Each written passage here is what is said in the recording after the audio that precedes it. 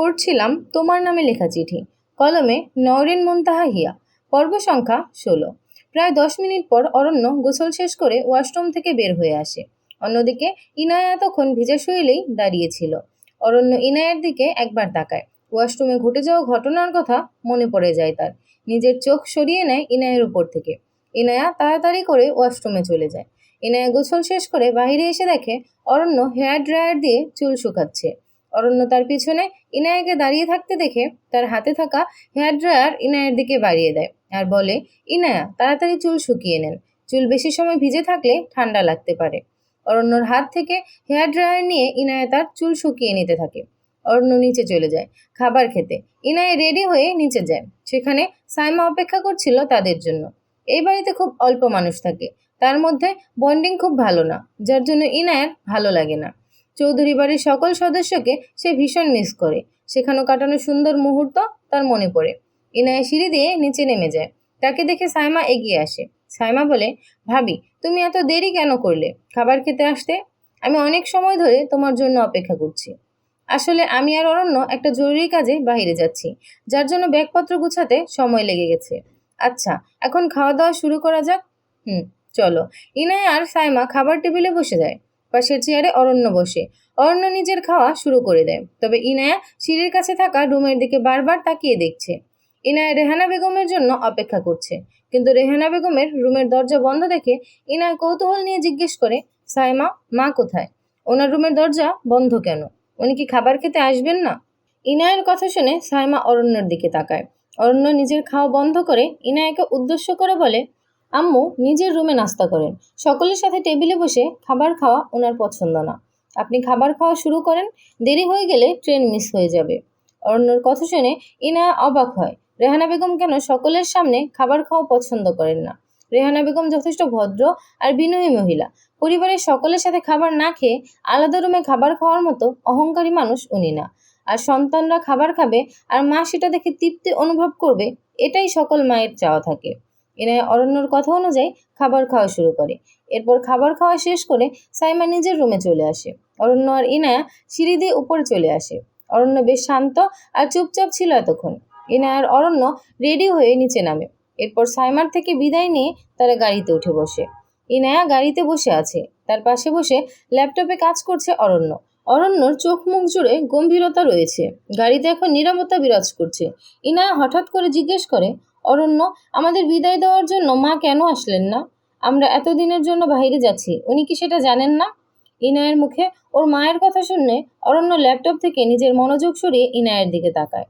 অরণ্য গম্ভীর কণ্ঠে বলে, না, আম্মু আমাদের বিদায় দিতে কখনো আসবেন না, কারণ আম্মু আমাকে অপছন্দ করেন। কেন? সব কেনর উত্তর হয় না ইনায়া। একজন মা কেন তার ছেলেকে অপছন্দ করবে?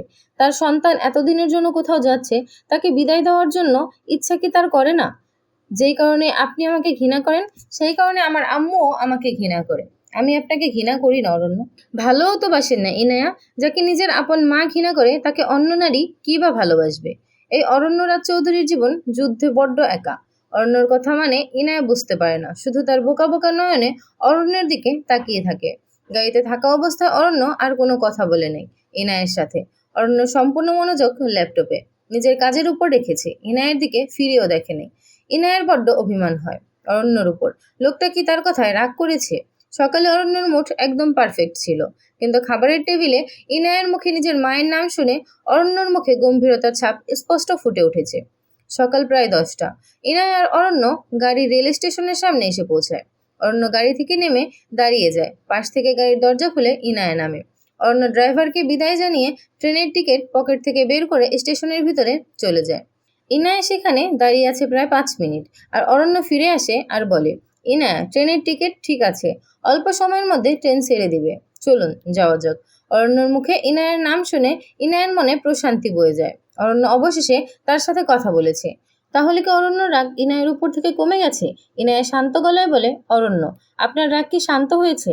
আসলে সকালে তখন মায়ের কথা জিজ্ঞেস করার জন্য সরি। ইনায়ের মুখ থেকে সরি কথা শুনে অরণ্য ওর দিকে অবাক নয়নে তাকায়। সকালের ঘটনার জন্য ইনায়ের উপর রাগ করে নেয় অরণ্য। শুধু মায়ের কথা শুনে তার মনে জমে থাকা কষ্টের আগমন ঘটে, যার জন্য অরণ্য চুপচাপ থাকে এতক্ষণ। একজন সন্তানের জন্য মায়ের চোখে ঘৃণা দেখা সহজ কথা না। তবে ইনায়া আজ প্রথম অরণ্যকে সরি বলেছে। ইনায়ের চোখে এক অদ্ভুত ভয় সৃষ্টি হয়েছে। ইনায়া কি তবে অরণ্যর রাগ দেখে ভয় পায়? কিন্তু ইনায়া এতটা ভীত মেয়ে না। তাহলে কি ইনায়ার কষ্ট হচ্ছে অরণ্যর এমন ব্যবহার দেখে? অরণ্য মৃদুস্বরে জবাব দেয়, ইনায়া, আপনার উপর রাগ করে থাকার কোনো যথার্থ কারণ আছে কি? আর সকালে খাবার টেবিলে মায়ের কথা জিজ্ঞেস করা আপনার অন্যায় বা অপরাধ ছিল না। বাড়ির বউ হিসেবে সকলের খাওয়া দাওয়ার বিষয়ে জানার বা জিজ্ঞেস করার অধিকার আপনার আছে। অরণ্যর কথা শুনে ইনায়ের মুখে হাসি ফুটে ওঠে। তাহলে কি অরণ্য তার প্রতি রাগ বা অভিমান করে নাই? ইনায়া বলে, তবুও আমার কোনো বিষয় না জেনে কথা বলা ঠিক হয় নাই। মায়ের আর আপনার সম্পর্ক কেমন তা আমার জানা ছিল না। আমার কথায় যদি আপনার খারাপ লেগে থাকে তাহলে আই এম সরি। ইনায়া, আপনার যদি কষ্ট হয় তাহলে আপনার কি সত্যি খারাপ লাগে? নিজের শত্রুর উপর এত মায়া জন্মানো কিন্তু ঠিক না ইনায়া, কারণ মায়া থেকেই ভালোবাসার জন্ম হয়। অরণ্য, ভালোবাসার কথাটা এই ইনায়ের ভাগ্যে নেই। কারণ এই ইনায়া এতটা অভাগা যে ও যাকে ভালোবাসে সে তার জীবন থেকে হারিয়ে যায় বা তাকে ঘৃণা করে দূরে সরে যায়। অরণ্য আর ইনায়ের জীবন এক নদীর দুই তীরের মতো, যাদের মধ্যে হাজার যোগসূত্র রয়েছে। রেল স্টেশনে অনেক মানুষের ভিড় রয়েছে, যার মধ্যে অরণ্য ইনায়ের দিকে নিজের হাত বাড়িয়ে দেয়। অরণ্য বলে, ইনায়া, হাত ধরেন, অনেক মানুষের ভিড়ে হারিয়ে যেতে পারেন। ইনায়া অরণ্যের হাত শক্ত করে ধরে। অরণ্য আর ইনায়া রেল স্টেশনের ভিতরে চলে যায়। অনেক মানুষের সমাগম সেখানে, তবে তারা সফলভাবে ট্রেনের ভিতরে উঠতে পারে। অরণ্য তাদের জন্য ভিআইপি সিট বুক করেছে। ইনায়ার অরণ্য এখন সেখানেই বসে আছে, পাশাপাশি দুটো সিট, কিন্তু তাদের অপর সিটে দুজন বৃদ্ধ মহিলা আর পুরুষ বসে আছে। যদিও তাদের সিট ভিআইপি, কিন্তু ট্রেনে হাজার হাজার মানুষের ভিড়, যার জন্য এর চেয়ে ভালো আয়োজন করা যায় নাই। সামনে বসে থাকা বৃদ্ধ দম্পতির দিকে ইনায়ার অরণ্য দুজনেই হাসে। তারা একসাথে অনেক সময় কথা বলে। অরণ্য যথেষ্ট মিশুক, সকলের সামনে টাকা পয়সার অহংকার তার মধ্যে একদমই নাই। আর ইনায়া সকলের সাথে কথা বলতে পছন্দ করে, আর বয়স্ক লোককে সম্মান তারা দুজনেই করে। বৃদ্ধ লোক বলে, আচ্ছা, তোমরা কি বিবাহিত? তোমাদের কি প্রেম করে বিয়ে হয়েছে নাকি পারিবারিকভাবে? বৃদ্ধ লোকের কথা শুনে অরণ্য আর ইনায়া একে অপরের দিকে তাকিয়ে দেখে। ইনায়া চুপ থাকে। অরণ্য উত্তর দেয়, জি, আমরা বিবাহিত, তবে আমাদের বিয়ে ভালোবেসে হয়নি। আমরা বিয়ের আগে একে অপরকে অপছন্দ করতাম, কিন্তু তবুও পরিবার জোর করে আমাদের বিয়ে দিয়েছে। তাই এখন আমরা জানি না এটা কি ম্যারেজ। অরণ্যর কথা শুনে বৃদ্ধ মহিলা আর পুরুষ হেসে দেয়। ইনায়া এমন করে বিয়ের কথা শুনে লজ্জা করছে। বৃদ্ধ মহিলা বলে, শুনো, যেই বিয়ের শুরুতে স্বামী স্ত্রীর মধ্যে ঝগড়া থাকে, তারা একে অপরকে অপছন্দ করে, সেই বিয়ে টিকে থাকে। ভালোবাসা কথাটা অদ্ভুত।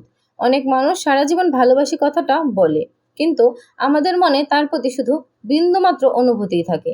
আবার অনেকে ভালোবাসি কথাটা না বলেও ভালোবাসে। ইনায়ার অরণ্য তাদের সাথে বেশ অনেক সময় কথা বলে। প্রায় দুপুর 12টা বাজে এখন। ইনায়া এত সকালে ঘুম থেকে ওঠার কারণে তার চোখে অনেক ঘুম। অরণ্য দেখে ইনায়া ঘুমিয়ে পড়ছে। সে তার কাছে যায়, ইনায়ার মাথাটা নিজের কাঁধে রাখে। ইনায়ার মনে হয় একটু আরাম পেয়েছে, যার জন্য সে শান্তিতে অরণ্যর কাঁধে মাথা রেখে ঘুমিয়ে পড়ে। অন্যদিকে ইভান আজকে অফিসে এসেছে। মিলন সাহেব ইনায়ের পরিবর্তে কোম্পানির দায়িত্ব ইভানের হাতে দিয়েছে। ইভান এখন তার কেবিনে বসে অফিসের ফাইল চেক করছে। তবে প্রতিটা ফাইল সহ ব্যাংক অ্যাকাউন্ট দেখে সে অবাক হয়ে যায়। কোম্পানির প্রতিটা কাগজে আসল মালিক হিসেবে মিলন সাহেবের নাম দেওয়া আছে। ইনায়ের ব্যাংক অ্যাকাউন্টে কোম্পানির তরফ থেকে সামান্য কিছু পারিশ্রমিক যেত।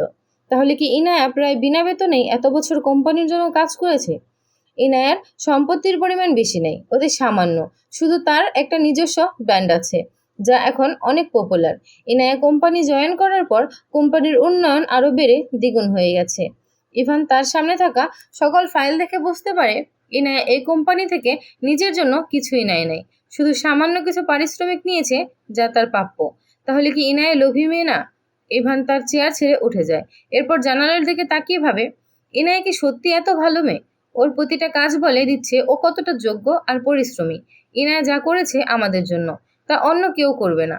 তাহলে কি ইনায়ের প্রতি করা আমার ধারণা ভুল? ইনায়াকে হারিয়ে কি আমি ভুল করলাম? বিকেল প্রায় 4টা।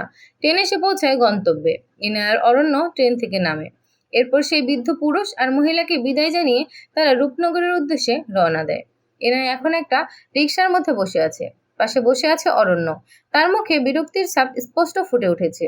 রিকশা করে কোথাও যাওয়ার অভ্যাস অরণ্যর নাই, তাই সে বেশ ভালোই সমস্যায় পড়ছে। রূপনগর যখন তারা পার হয় তখনই ইনায়া এক অদ্ভুত অনুভূতি হয়। আজ প্রথম সে তার নানা বাড়িতে এসেছে। ছোটবেলা থেকে বাবার মৃত্যুর পর আপনজন হিসেবে মাকেই জেনে এসেছে ইনায়া, কিন্তু মায়ের মৃত্যুর পর ইনায়ের রক্তের সম্পর্কের কাউকেই জানতো না। ইনায়া রিক্সা চালানো লোককে জিজ্ঞেস করে, আচ্ছা, এখানে মৃত শফিক তালুকদার নামে কি কোনো মানুষকে আপনি চিনেন? তার একজন ছেলে ছিল যার নাম সাফায়েত, যিনি অ্যাক্সিডেন্টে মারা গেছে। শফিক সাহেবের কথা শুনে রিক্সাওয়ালা রিক্সা থামিয়ে পিছনে ফিরে তাকায় আর বলে, আপনি শফিক সাহেবের কে হন?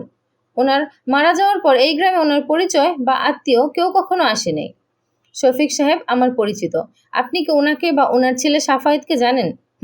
শফিক সাহেব অনেক ভালো লোক ছিলেন, এই গ্রামের সবচেয়ে ধনী ব্যক্তি।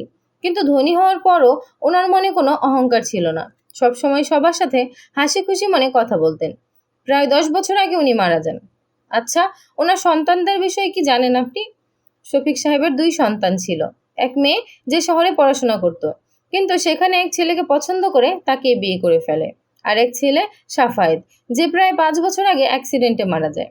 সাফায়েত আর তার মায়ের কথা শুনে ইনায়া বুঝতে পারে এই লোক হয়তো তার পরিবারের বিষয়ে অনেক তথ্যই জানে, আর ওনার বয়স যেটুকু আছে তাতে তার মামার বিষয়ে ওনার ধারণা থাকতে পারে। ইনায়া বলে, আচ্ছা, সাফায়েত মৃত্যুর পর ওনার লাশ কি এই গ্রামে নিয়ে আসা হয়েছে? ওনার লাশ কি আপনারা নিজের চোখে দেখেছেন? দেখেছি। সাফায়েতের জানাজাও পড়েছি আমি। আর ওই যে দূরে একটা কবরস্থান দেখছেন, সেখানেও ওনাকে কবর দেওয়া হয়েছে। এনায়ের চোখ যায় দূরের কবরস্থানের দিকে। সেখানে স্পষ্ট লেখা আছে রূপনগর গোরস্থান। তাহলে কি সত্যি সাফায়েত মারা গেছে? কিন্তু এত বছর পর সাফায়েতের নাম করে এসএস কোম্পানির দায়িত্ব কে পালন করছে? তাহলে কি সত্যি ইনায়ের অজানা শত্রু আছে? কিন্তু সে কে?